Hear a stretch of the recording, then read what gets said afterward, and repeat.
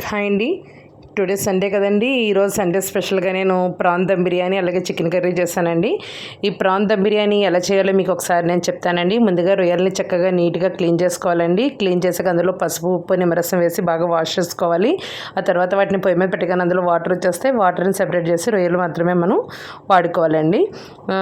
ఈ దమ్ బిర్యానీ కోసం మనం బాస్మతి రైస్ని 1 అవర్ ముందుగానే నానబెట్టుకోవాలి. అలాగే ఆనియన్స్ని చక్కగా శనగ పొడిగ్గా కట్ చేసి బాగా వేపానండి. వేపాక స్టవ్ ఆఫ్ చేసేసి అందులోనే రొయ్యలు, పసుపు, ఉప్పు, కారం, గరం మసాలా, కొత్తిమీర, పుదీనా, పెరుగు అన్నీ వేసి 1 అవర్ దాకా మ్యారినేట్ చేసి ఉంచానండి.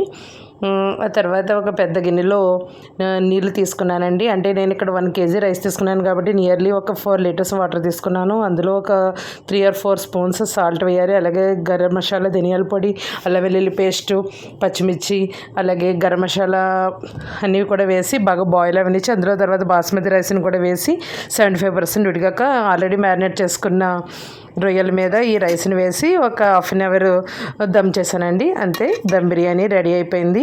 టేస్ట్ అయితే నెక్స్ట్ లెవెల్లో ఉందండి. ఇప్పటివరకు నా ఛానల్ ఎవరైతే సబ్స్క్రైబ్ చేసుకోలేదో సబ్స్క్రైబ్ చేసుకోండి. Thank you for watching.